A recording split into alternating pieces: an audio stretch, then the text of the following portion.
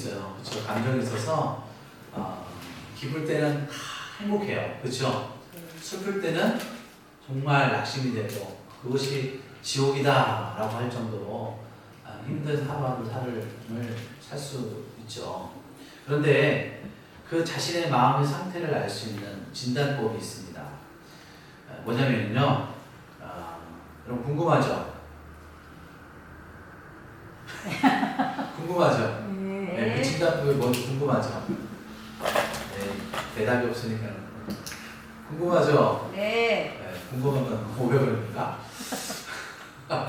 그 영적인 진단법이 있어요. 진단하는 방법이 있습니다. 뭐냐면요, 요즘 여러분이 입에서 맴도는 노래가 무엇인가라는 것을 보면은요, 나의 그 마음의 상태, 심리적인 상태, 영적인 상태를 진단할 수가 있습니다. 예를 들면은요, 행복해요. 행복하면은 우리 입술에 뭐가 흘러나올까요? 노래가 흘러나오겠죠. 그렇죠? 네, 행복한 노래가 흘러나와요. 콧노래가 막 흘러나오겠죠. 그렇죠. 그런데 우리 마음에 괴로움이 있어요.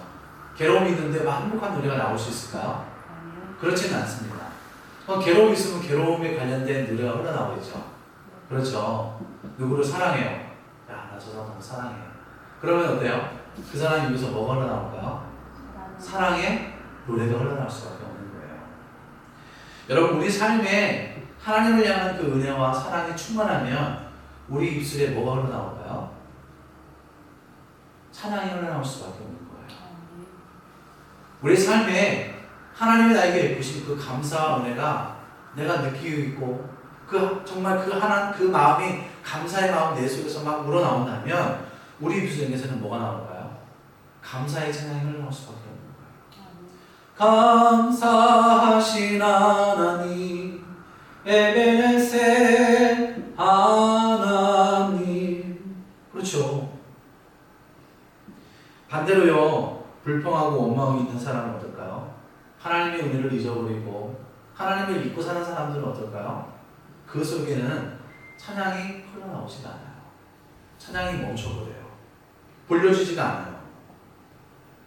그런데 더 놀라운 것이 뭔지 아십니까? 입을 열어서 하나님을 찬양하면은요, 우리의 영적인 상태가 변화되고 바뀌어진다는 겁니다. 아멘. 아멘. 여러분, 아프면 뭐 먹죠? 약이요. 약을 먹죠? 약을 먹으면 어떻게 돼요? 우리 몸이 회복되잖아요. 찬양을 하면은요, 우리 영혼이 회복되는 것을 느낄 수 있습니다. 그래서 지금 나의 영적 상태를 바꾸기 원한다면 우리가 어떻게 하면 될까요? 찬양.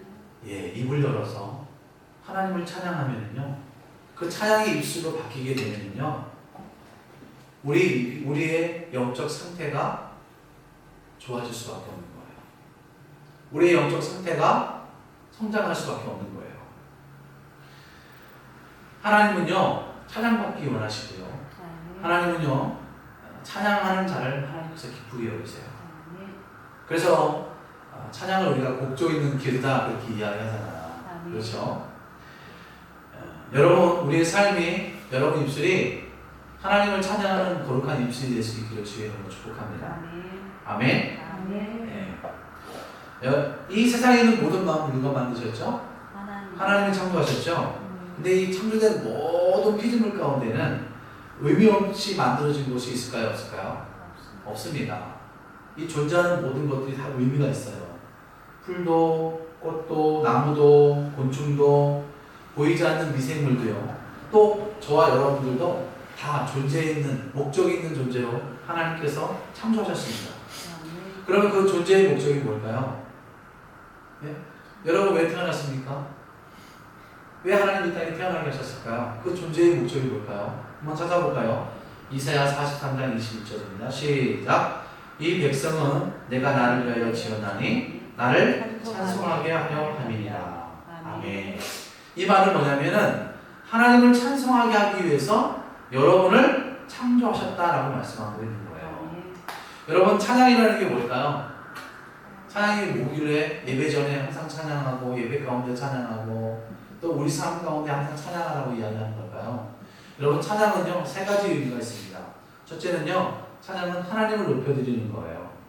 두 번째는요, 하나님을 자랑하는 겁니다. 세 번째는요, 하나님을 드러내는 거예요. 우리가 하나님을 찬양할 때요, 하나님의 목적을 이루는 동시에 나를 죄에서 구원하신 그 은혜에 감사하는 거룩한 표현이 될 수 있는 거예요. 그러니까 찬양이 얼마나 우리 삶 가운데 중요한지 몰라요. 우리가 하나님을 높여드리고 자랑하고 드러낼 때에 온 땅이 하나님의 하나님 되심을 알게 되는 겁니다. 이사야서 12장 5절 말씀 한번 읽어볼까요? 네, 같이 읽습니다. 자막 보시고요. 시작. 여호와를 찬송할 것은 극히 아름다운 일을 하셨으니 이를 온 땅에 알게 할지어다. 아멘. 그래서요, 찬양에는요, 그냥 우리가 알고 있는 여러 가지 의미가 있습니다. 찬양에는 여러 가지 의미가 있어요. 여러분 그 복음 전하는 것이죠, 그렇죠? 복음 전하는 게 뭘까요? 그냥 복음일까요? 아닙니다. 그 또한 하나님을 찬양하는 거룩한 행위입니다.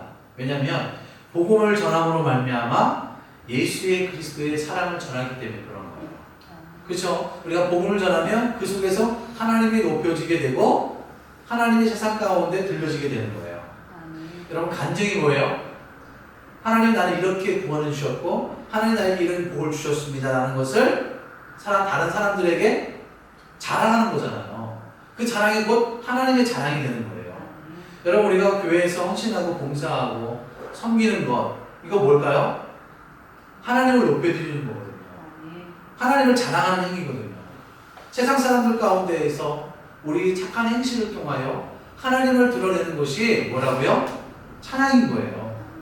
이렇게 우리는 여러 가지 형태로 하나님을 찬양을 드릴 수 있습니다. 근데 그 가운데 대표적인 것이 뭐냐면 음악을 사용해서 하나님을 높여드리는 거예요. 그리고 하나님이 주신 거룩한 이 아름다운 목소리로 노래하는 것을 찬양의 아주 중요한 대표적인 것이라고 이야기할 수가 있어요. 그래서 이 찬양은요, 구원받은 자라면 하나님의 은혜를 안 자라면 지극히 자연스럽게 하나님을 높여드려야 하는 거룩한 행위가 되는 것이 찬양인 겁니다. 입술에 찬양이 흘러나오는 것, 또 예배 시간에 찬양하는 것, 또 여러분 가정에서 또 일터에서 찬양을 부르고 찬양을 듣는 것, 이것은 뭐냐면 믿는 사람들에게 있어서 자연스러운 행동이 되어야 되는 거예요. 너 왜 찬양하지 않냐? 너 찬양해야 돼 라고 이렇게 억지로 어거지로 하는 것이 아니라 예수를 믿고 구원받은 사람이라면 당연히 자연스러운 행동이 표현이 뭐냐면 이 찬양이라는 거예요.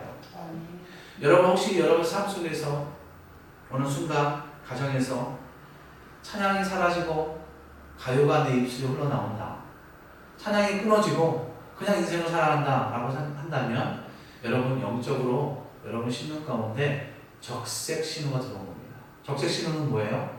위험 신호예요. 영적으로 위험 신호가 들어온 거예요. 여러분 생각해 보십시오. 하나님 여러분을 구원하신 분 믿습니까? 하나님이 전지전능하신 분임을 믿습니까? 하나님이 여러분의 인생을 책임져 주실 그 하나님이라는 사실을 믿습니까? 그러면 당연히 하나님을 찬양해야 되죠. 그렇죠? 여러분 질문하겠습니다. 사탄이 하나님 찬양할까요? 사탄이 하나님 찬양할까요? 찬양하지 않아요. 여러분 불신자가 하나님 찬양할까요? 찬양하지 않죠. 그런데요, 여러분 삶을 한번 되돌아보십시오. 나는 예수 믿는데, 그런데 내 입술이 하나님을 찬양하는 입술이 아니야. 닫고 있어 입을.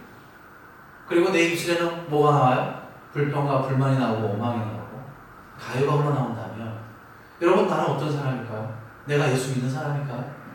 내가 예수 믿는 사람이라고 하나님 앞에 섰을 때 떳떳이 얘기할 수 있을까요? 여러분 자신을 한번 되돌아보십시오. 어떤 사람은요 예배 가운데 찬양하는데 그냥 구경꾼으로 방관하는 사람들도 있어요. 어떤 사람은요 저 사람이 얼마나 찬양을 잘 부르나 감사하는 사람도 있어요.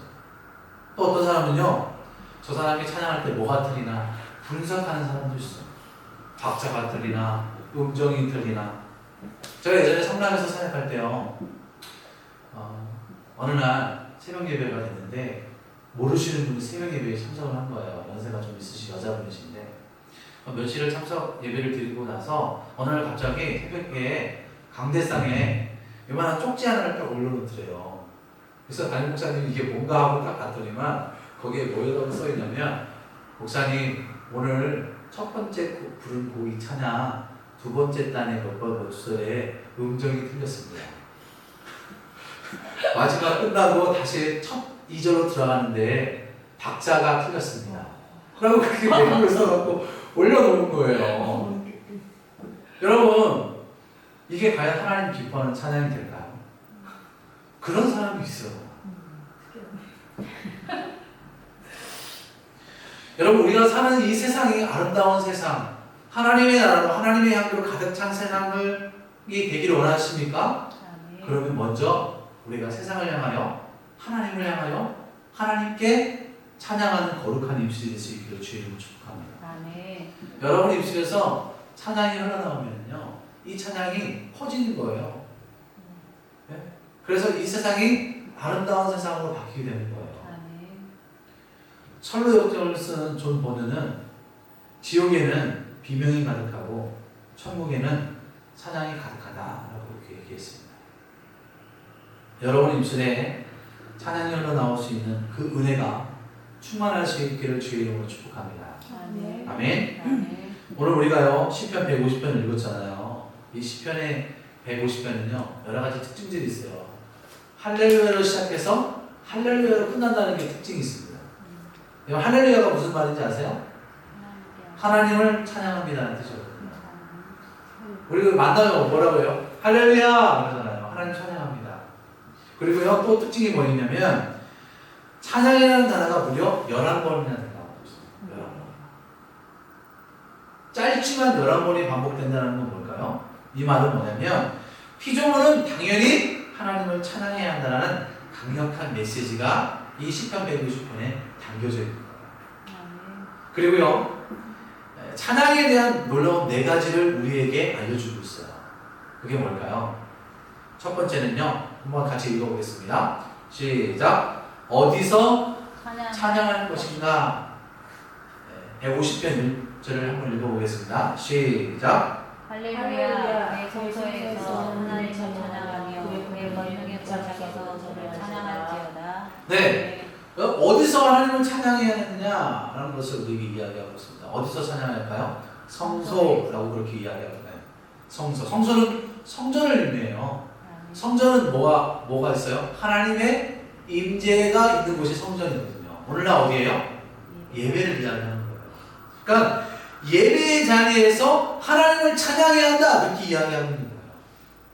여러분 우리가 주일날 나와서 예배 전에 찬양하는 거 그냥 분위기 쇄신하기 위해서 찬양하는 거 아니라고 얘기했죠. 그렇죠. 뭔가를 준비하기 위해서 준비를 하기 위해서 준비 찬양한다고 하는 거 아니라고 얘기했잖아요. 하나님은 예배 가운데 우리가 하나님께 찬양하는 것을 기뻐하신다고 말씀드렸습니다. 아멘. 하나님은 다른 곳이 아닌 어느 곳에서 찬양을 듣기를 원하세요? 예배의 자리에서 하나님 찬양을 원하십니다. 아멘. 여러분 예배의 자리에서 하나님을 찬양할 수 있기를 바랍니다. 아멘. 그 자리가 어느 자리예요? 지금 이 자리인 거예요. 아멘. 여러분 이 자리에서 하나님을 향하여 기쁘게 찬양할 수 있기를 바랍니다. 아멘. 두 번째는 궁창이라고 이야기합니다. 궁창은요 하늘을 의미하거든요. 즉 온 세상과 온 우주를 의미하는 거예요. 다시 말하면 우리가 하나님을 찬양해야 할 그 장소는 예배의 장소뿐 아니라 시간과 공간을 초월해서 어디에 있든지 어디에 가든지 그곳이 하나님을 찬양하는 곳이다 라고 이야기하고 있는 거예요. 어떠한 상황 속에서라도 하나님을 찬양하는 거예요. 그래서 바울과 실라가 감옥에 있었을 때에도 그들이 하나님을 찬양했잖아요. 여러분이 걸어갈 때, 학교에서 공부를 할 때, 일을 할 때, 설거지 할 때에도, 화장실에서 대면을 볼 때라도, 볼일을 볼 때라도, 여러분 인생 가운데 공고함이 찾아오고 낙심될 때, 시험이 올 때라도, 내가 사랑하는 사람으로부터 배신감을 당했다 할지라도, 누명을 썼을 때라도, 해 뜨는 데부터 해 지는 데까지 찬양의 것을 우리에게 이야기하고 있는 거예요. 히브리서 13장 19절 말씀을 보면 그러므로 우리는 예수로 말미암아 항상 찬송의 제사를 하나님께 드리자. 그 이름을 증언하는 입술의 열매니라. 아멘. 항상 어디에 가든지 그 상황 속에서라도 하나님을 찬양하는 그 입술이 될 수 있기를 주여 축복합니다. 아멘. 두 번째는요, 같이 읽습니다. 시작. 왜 찬양해야 하는가? 2절입니다. 시편 150편 2절 같이 읽습니다. 시작. 그의 능하신 행동을 찬양하며 그의 지극히 위대하심을 따라 찬양할지어다. 아멘. 왜 찬양해야 된다는 거예요? 여러분, 왜 우리가 하나님을 찬양해야 할까요? 능하신 행동, 지극히 위대하심. 여러분, 하나님 어떤 분이에요? 천지 만물을 창조하셨잖아요. 아멘. 그렇죠? 여러분을 창조하셨죠? 아멘. 근데 창조하시고 그냥 팔짱 끼고 지켜보시는 분이 아니시죠? 그럼 어떻게 해요? 창조된 피조물을 섭리하시고 다스리시죠? 보존하시죠? 아멘. 여러분, 봄, 여름, 가을, 겨울. 벌써 이제 가을이 지나고 겨울이 오잖아요. 여러분, 이렇게 우리가 할 수가 있어요? 할 수가 없어요. 이건 누가 하는 거예요? 하나님이 하시는 거예요. 아멘. 여러분, 가을이 되고 낙엽이 떨어지고 겨울이 되면 나무들이 다 움츠러졌다가 봄이 되면 새로운 새싹이 돋아나는 것. 그거 누가 하는 거예요? 하나님이 하는 거예요. 아멘. 여러분, 인류 역사 가운데 진행되어져 가는 거 다 누가 하는 거예요? 하나님이 하는 거예요. 연약하고 부족하지만 하나님이 이 죄인들을 불러주셔서 죄를 용서해 주시고 하나님의 거룩한 자녀 삼아주시고 하나님의 사람으로 만들어가는 거 누가 하시는 거예요? 하나님이 하시는 거예요. 하나님이 하시는 것이기 때문에 그 하나님의 위대하심, 그 하나님의 전능하심이 있기 때문에 우리는 당연히 하나님을 찬양해야 한다는 거예요. 찬송가에 그런 찬양이 있잖아요. 주님의 높고 위대하심을 내 영혼이 찬양하네. 다 같이 주님의 높고 위대하심을 내 영혼이 찬양하네.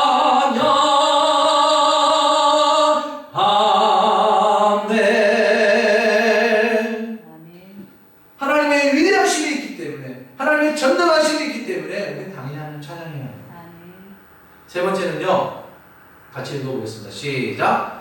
어떻게 찬양할 것인가? 150편 3절에서 5절까지 읽어보겠습니다. 시작. 나팔 소리로 찬양하며 기뻐와 수금으로 찬양할지어다. 소고치며 춤추어 찬양하며 회낙과 통소로 찬양할지어다. 큰 소리나는 제금으로 찬양하며 높은 소리나는 제금으로 찬양할지어다. 아멘. 이 말씀은 소리나는 모든 악기를 동원해서 하나님을 찬양해야 한다 이렇게 이야기합니다. 여러분, 우리 몸, 성격, 목소리 총 동원해서 찬양해야 돼요. 우리가 읽은 이 시편 150편 3절에서 5절 말씀 가운데는요, 중세 시대 때나 아주 오래된 시대 때는 이 세속적인 음악이라고 해서 예배 때는 불려주지 못한 악기들도 참 많이 있습니다. 대표적인 게 뭐예요? 여러분, 옛날에는요, 피아노요, 교회 안에 예배당 안에서 피아노 못 치게 했어요. 몰랐죠? 왜요? 사탄의 음악이에요. 그래서 옛날에는요, 그레고리안 찬트라고 해서 악기가 없었습니다. 인간의 목소리로만 찬양했어요. 그런데 어느 순간 오르간이 들어오고 피아노가 들어와서 교회 안에 악기를 통해서 하는 찬양이 됩니다. 여러분, 우리 교회 안에 드럼이 있죠? 드럼이 얼마나 우리 기분을 유쾌하고 상쾌하게 합니까? 드럼도 사탄의 악기라고 해서 교회 안에 드럼 못 치겠습니다. 그것도요, 제가 어렸을 때만 해도 드럼 못 치겠어요. 고순 쪽이나 그런 쪽에는요, 교회 안에 드럼 자체가 없었어요. 근데 바뀌는 거예요. 교회 안에 드럼이 들고 리듬 악기가 들어와서 하나님을 찬양하는 이제 기이한 악기를 사용하게 되는 거예요. 여러분, 성경에는 뭐라고요? 모든 악기, 그것을 사탄을 숭배하는 노래로 사용하게 되면 악한 것이 되지만 하나님을 높이는 일에, 하나님을 찬송하는 일에 사용하게 되면 그게 뭐예요? 거룩한 도구로 사용되는 거룩한 악기가 될 수 있습니다. 여러분, 입술도 마찬가지입니다. 우리가 입술이 사단을 찬양하고 가요를 부르게 되면 뭐예요? 거룩한 입술이 아니에요. 거룩한 찬양의 도구가 될 수 없는 거예요. 그러나 우리 입술이 하나님만을 높여드리고 하나님만을 찬양하면 그 입술이 거룩한 악기가 되는 거예요. 여러분의 입술이 거룩한 악기가 될 수 있기를 주의 이름으로 축복합니다. 어떤 분이 부흥회가 됐었는데 어떤 분이 앞에서 막 찬양을 합니다. 열심히 찬양합니다. 근데 그분이 이상한 행동을 해요. 어떤 행동을 하냐면 자기 오른손은 자기 뺨을 치는 거예요. 근데 목사님이 이상한 거예요. 그래서 예배가 끝나고 나서 그 사람을 찾아가서 아니 왜 예배 시간에 손뼉을 치고 찬양해야지 자기 볼을 치며 찬양합니까? 라고 그렇게 질문한 거예요. 그러니까 그분이 뭐라고 하냐면 저는요 두 손으로 손뼉 치면서 하나님을 정말 찬양하고 싶습니다. 그러나 그렇게 못하는 이유가 뭐냐면 저는 보시다시피 한쪽 팔이 없어요. 한쪽 팔이 없기 때문에 하나님을 손뼉 치며 찬양하고 싶어서 제 볼을 때리면서 소리 내면서 하나님을 찬양하는 겁니다. 여러분들요 여러분이 가진 모든 것을 총동원해서 하나님을 찬양하는 시간 찬양할 수 있는 저와 여러분 될 수 있기를 바랍니다. 할렐루야. 네 번째는 뭘까요? 같이 읽습니다. 시작. 누가 찬양할 것인가? 150편 6절이에요. 같이 읽습니다. 시작. 호흡이 있는 자마다 여호와를 찬양할지어다. 할렐루야. 호흡 있는 게 뭐예요? 숨쉬는 걸 이야기하는 거예요. 사람뿐 아니라 이 땅에 있는 모든 동식물들, 호흡 있는 모든 생명체는요 하나님을 찬양해야 한다는 거예요. 왜 그래요? 하나님이 창조주이시기 때문에. 하나님의 창조주이시면 우리는 뭐예요? 우리는 피조물인 거예요. 제가 예전에 그런 거 한 적이 있어요. 예, 우리는 이제 강대상 앞에 꽃이 없잖아요. 근데 좀 큰 교회 같은 경우에는 강대상 앞에 예쁜 꽃꽂이를 하거든요. 근데 꽃을 사올 때 활짝 핀 꽃을 사지 않아요. 왜냐면 오래 가지 못하니까. 그래서 토요일날 강대상을 예쁘게 꽃꽂이를 해요. 꽃이 다 이렇게 닫혀져 있어요. 그런데 주일 아침까지 닫혀져 있는 게 찬양을 시작하면 찬양을 통해서 이 꽃이 활짝 핀 모습을 봤어요. 아, 이 하나님이 만든 피조물, 꽃도 하나님을 찬양하는구나. 하나님을 높여드리는구나. 하나님을 자랑하는구나. 라는 것을 우리가 알게 되었습니다. 여러분 삶이 정말 우리를 창조하신 그 창조주 하나님을 찬양하는 거룩한 입술이 될 수 있는 주의로 축복합니다. 만약에 여러분 피조물이 창조주 하나님을 찬양하지 않으면 어떻게 될까요? 어떻게 될까요? 궁금하지 않습니까? 궁금해요? 궁금하면? 뭐예요? 자, 누가복음 19장에 보면은요, 예수님이 예루살렘을 입성하셨어요. 그때 사람들이 환성하죠. 호산나 다윗의 자손 찬송할지로다. 다윗의 왕, 하나님의 왕, 뭐 이렇게 막 찬송할지로다 이렇게 이야기해요. 이때 바리새인들이 예수님께 이렇게 이야기합니다. 선생님, 당신의 제자들을 꾸짖어 주십시오. 이 말은 무슨 말이에요? 찬양하지 말라는 거예요. 꼭 찬양을 저렇게 큰 소리로 해야 합니까? 조용히 할 수 있는 거 아닙니까? 안 할 수도 있는 거 아니에요? 근데 이때 예수님이 뭐라고 하는지 아십니까? 누가복음 19장 40절 말씀 한번 읽어볼게요. 시작. 대답하여 이르시되 내가 너희에게 말하노니 만일 이 사람들이 침묵하면 돌들이 소리 지르리라 하시니라. 찬양해야 할 우리가 하나님을 찬양하지 않으면요 생명이 없는 돌들을 들어서라도 하나님을 찬양을 받으시겠다는 이 강력한 의지가 담겨져 있는 것을 볼 수가 있어요. 그러니까 여러분이 찬양하지 않으면 어떻게 해요? 안 된다라는 거예요. 반드시 하나님을 찬양해야 한다는 거예요. 사무엘하 6장을 보시면은요 다윗이 찬양대가 하나님의 법궤가 들어올 때 그들이 힘을 다하여 춤을 추며 찬양합니다. 이때 냉담한 반응을 보인 한 여인이 있어요. 사무엘하 6장 16절입니다. 같이 읽습니다. 시작. 여호와의 귀가 다윗 성으로 들어올 때에 사울의 딸 미갈이 창으로 내다보다가 다윗 왕이 여호와 앞에서 뛰놀며 춤추는 것을 보고 심중에 그를 업신여기니라.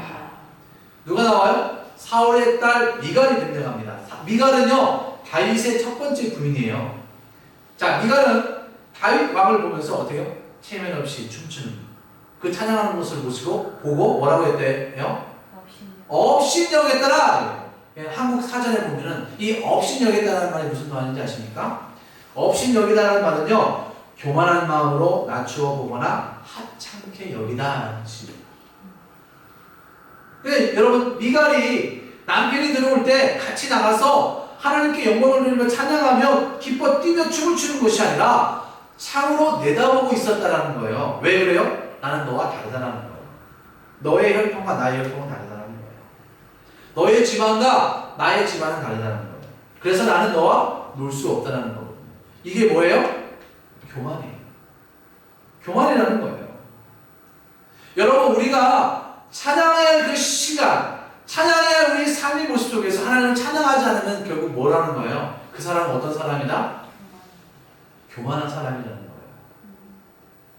교만한 사람이라는 것을 우리에게 이야기하고 있는 거예요. 또 한 가지 있습니다. 미갈은요, 미갈이 나와서 같이 함께 춤추며 찬양하지 못한 이유는요, 누구를 의식했기 때문일까요? 사람을 의식했기 때문이에요. 사람. 제가 예전에, 요즘에 우리 학생들 찬양 시간 찬양 안 하잖아요. 그렇죠? 그냥 막 뻐꾸뻐꾸 하잖아요. 그렇죠? 뻐꾸뻐꾸는 안 하죠. 예. 그래서 제가 예전에 우리 아이들 그랬어요. 지금도 뭐 가끔가다 그러지만. 그래서 제가 물어봤어요. 야, 너희들 왜 찬양 시간에 찬양하지 않냐? 라는 질문을 한 적이 있어요. 이 아이들이 초등학교 때. 그러니까 뭐라고 한지 아세요? 속된 말로 그러면 쪽팔려서 하는 거예요. 창피해서 하는 거예요. 여러분, 창피한다는 게 뭐예요? 나와 하나님 사이의 관계를 의식하는 것이 아니라 누구를 의식하는 거예요? 사람을 의식하는 거예요. 사람을 의식하는 거예요. 그래서 사무엘하 6장 20절에 뭐라고 말합니까? 시작. 그의 신복의 계집종의 눈 앞에서 몸을 드러내셨도다. 지금 뭐예요? 사람의 시선을 의식하고 있다는 거예요. 여러분, 우리가 사람의 시선을 의식하면요, 예배 시간, 예배 드릴 때, 찬양할 때, 기도할 때, 전도할 때 사람 의식하면 할 수 없어요. 그렇잖아요? 누가 나를 바라보고 있다. 누가 나를 지켜보고 있다. 창피해서 못해요. 그러니까 사람 보면 안 돼요, 여러분. 예배 시간에는 예배의 주인공이 누구예요? 하나님이잖아요. 하나님이기 때문에 우리는 하나님만을 바라봐야 돼요. 하나님을 바라봐야 되는데, 저 옆에 잘생긴 사람인데, 저기 예쁜 사람이 있네. 저 옆에 뭐 손뼉치네. 와. 그러니 사람을 의식하기 때문에 우리가 하나님 앞에 나갈 수 없는 거예요. 여러분, 사람 의식하지 말고 하나님을 의식할 수 있기를 주의 이름으로 축복합니다. 하나님만을 바라볼 수 있기를 바랍니다. 혹시 여러분 가운데요, 그런 생각을 한 적 있습니까? 나는 일주일에 찬양 거의 안 하는데, 나는 하루에 찬양 거의 안 하는데, 그런데 그게 하나님 앞에는요 죄가 된다는 사실 알아요? 몰랐죠? 왜 목사님, 내가 왜 찬양 안 하는데 그게 죄예요? 안 할 수도 있는 거 아니에요? 근데 맨날 찬양만 하면 할 수 있어요? 그렇게 질문할 수 있겠죠. 그런데 보세요, 하나님 우리를 만드신 목적이 뭐라고 했어요? 찬양받기 위해서 우리를 만드셨다고 했잖아요. 그럼 우리가 해야 될 의무가 뭐예요? 당연히 하나님을 찬양하는 것이 우리의 의무인 거예요. 그 의무를 감당하지 못하면 결국 뭐라 해요? 직무 위기가 되는 거예요. 직무 위기가. 직무 위기는 죄예요, 죄가 아니에요? 죄잖아요.